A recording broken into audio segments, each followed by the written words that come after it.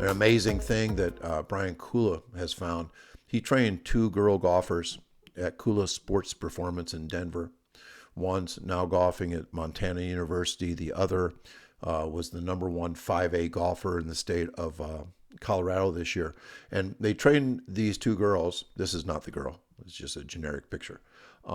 They trained these two girls like they would Christian McCaffrey. Sprint fast, lift heavy, jump high, jump far, bounce. They didn't train them like golfers. They didn't reverse engineer golfing. They got 2 miles an hour faster sprinting, but their club speed improved 15 miles an hour. CNS, baby. That's what we're talking about. All movement improves. They also trained Highlands Ranch Aquatic, and they train them not as swimmers, but they train them as athletes by becoming more athletic, faster, stronger, more explosive. 48 club records in swimming. People are always thinking that we need to reverse engineer the game. People look at a soccer player and say, man, well, how far do they have to run in a game? 9 miles? Well, we need to run those kids to death, because they need to be in shape to run 9 miles. But then I say, coach, describe your best player. And they, fast, explosive. Jeez. Why run the cat out of her? Look at this picture. Does she look like a marathon runner? Do you want this girl to look like a marathon runner? Hell no. Train them to be fast, explosive, athletic, and stop focusing on conditioning. Curry runs 2.7 miles in every basketball game. There's some people that might think they're smart, saying we need to run him about 3 miles a day. You prepare him for the demands of the game. Reverse engineer the game. But I'm here to tell you that if you run him 3 miles a day, he won't jump as high, he won't run as fast, and his mind will probably be slower. I'm sorry, all you distance runners out there, but I think that sprinting actually makes your brain quicker. I think there's a cognitive improvement in your brain when you sprint. So especially as Curry ages, we need to make sure that he remains fast or gets faster, jump high, jump far, lift heavy, bounce. And we let the game take care of the game, and the game will take care of his conditioning. Another reason why we have to do it is health. When Kyle Bolton and I were sitting at TFC out in Sacramento, California, Kyle was at TCU last year, now he's at the Rams. I said, Kyle, how come you guys speed train 3 times a week in season? And of course, they played in the championship game last year, national championship game, TCU.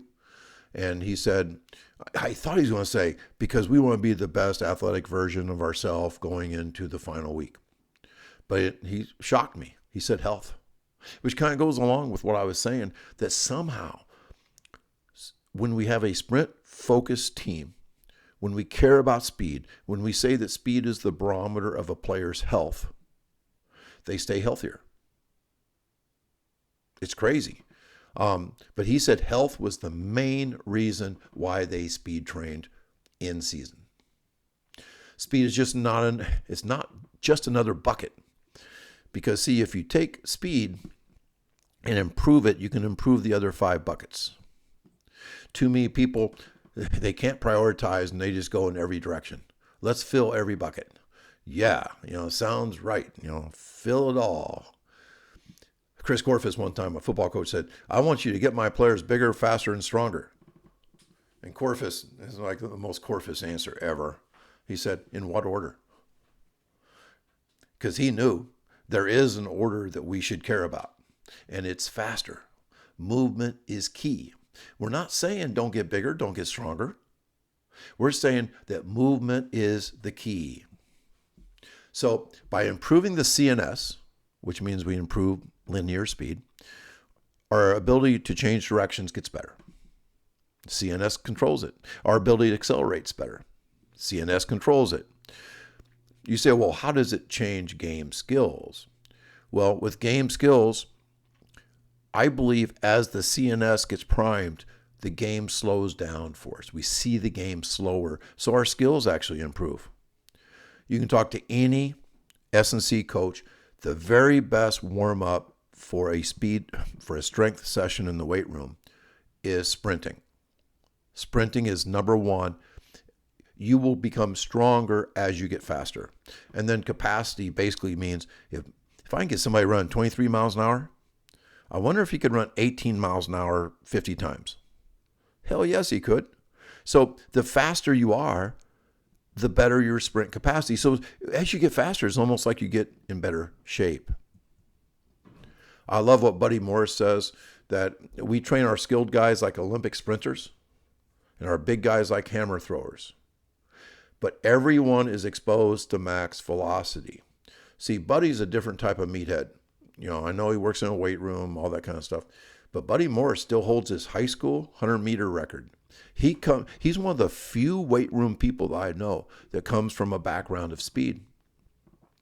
And so he talks about every football player needing to be exposed to max velocity. How do you train a cat? Sprint as fast as possible.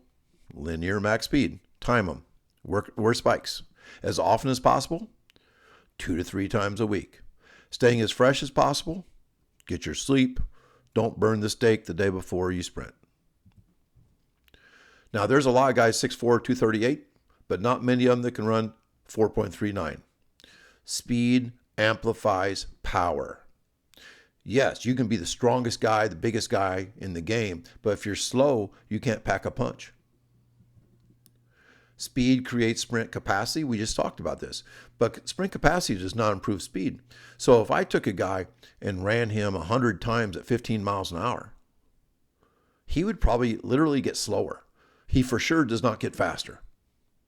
But if I could get that guy to run 23 miles an hour, he could run 15 all day. The biggest mistake is to focus on repeat sprints.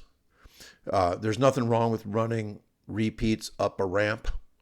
It's just not getting you faster. So people need to shut up about, speed training went good today. I mean, there's nothing wrong with this. Work your guys hard. Say, we're going to run 100 times up a ramp. And we're going to get really strong and really good at running up ramps. But this is not speed training. Speed creates endurance.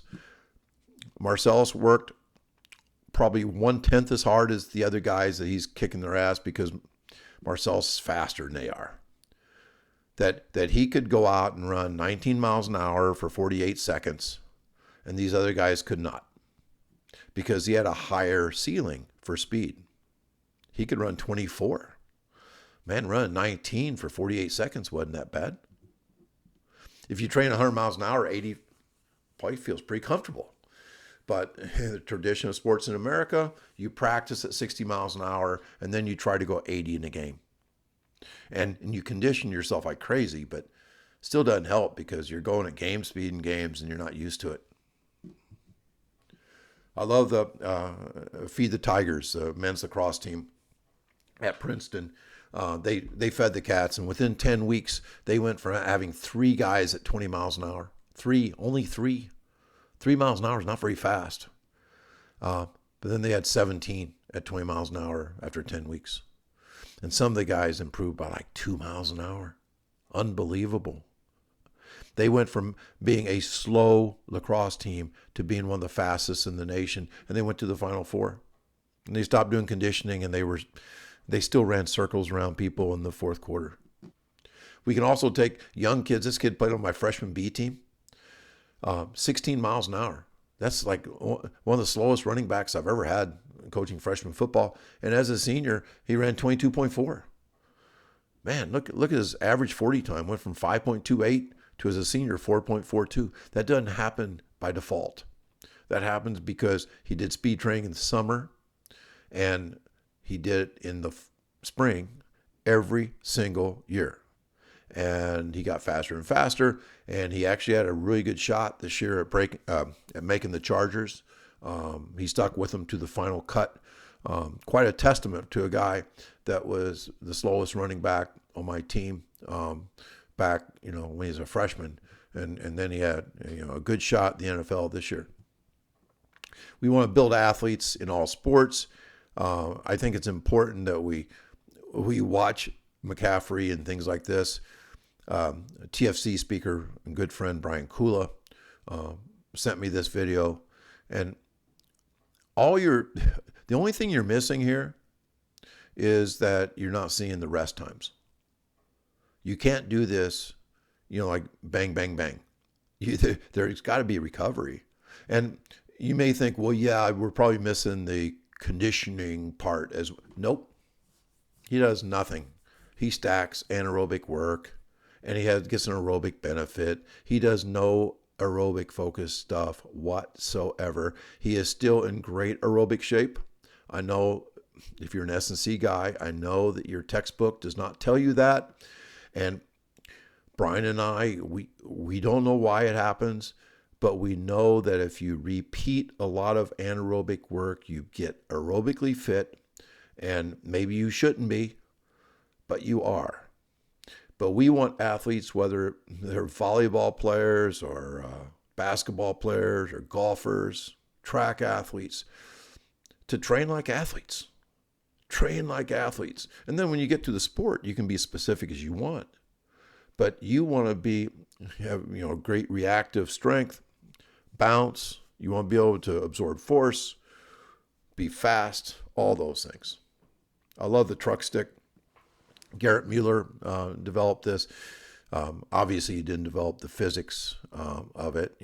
Basically, it's just that momentum equals mass times velocity. And so what the truck stick does is that, I think you should reward the fastest guys on your team, but your fastest guys will never be your bigs, ever. They won't be your fastest. But man, if you get a big that can run, you got a special guy. So he has special truck stick stuff made up for 600, 700, and 800 newtons. And what he's found is that 600 is like entry-level varsity type dude. And if you're an 800, you're an all-conference player. And so I think it's these dog tags are amazing. If you want to read more about it, I wrote an article. I gave Garrett credit, for coming up with it, but I wrote an article. You can look it up. It's on the TFC website. So why is conditioning so bad in football? I'm going to give it to the experts here. Boo Schexnayder, once spoken at TFC. 80% of all college football players never reach their genetic ceiling for speed. I 100% agree, and that's because they care more about lifting and conditioning. They're speed deprived. Everybody thinks that speed is just genetic, so they leave it. Or they think it's another bucket, and they leave it. Josh Bonhotto worked for the Bulls, worked for Purdue basketball, and he spoke at a TFC as well. Too often I see coaches overemphasizing conditioning, of course, during the offseason and never developing absolute capacities of strength, power, and speed. They attack repeat sprint ability when you have never truly developed speed and thus sprint ability itself. It's one of the most beautiful paragraphs I've ever seen written. You are developing the ability to repeat sprint without ever getting fast. Period. Mark Ellis from Princeton, he's speaking this year at TFC. He's now at Northwestern. He says, for us, it's speed and explosion before everything else. Some strength coaches are mainly focused on getting athletes bigger. Other S&C coaches prioritize conditioning. At Princeton, now he's at Northwestern, we want speed. We don't want the fastest milers. We prioritize fast, explosive, strong in that order. Cal Dietz, he's spoken at multiple TFCs, and Cal is an amazing guy. He said conditioning needs to mimic football, violent, fast, explosive. Well, I'm sorry, but stadium stairs are not violent, fast, explosive. Running laps, not violent, fast, explosive. Doing gassers, nope. Those things, that is not what makes football players good football players. And then Vince Anderson, one more TFC guy, one of my favorite people in the whole world. He says, if you demand explosive movements when running, blocking, tackling, and in the weight room, why would you turn your back and then run slow conditioning with poor posture? It sends a mixed message and detrains you. Vince says he rejects all high volume work, period. All high volume work, because it detrains athleticism and detrains speed. Finally, one last TFC guy, my good friend Brian Kula, the trainer of Christian McCaffrey.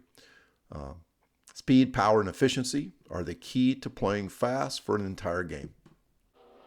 Speed, power, efficiency.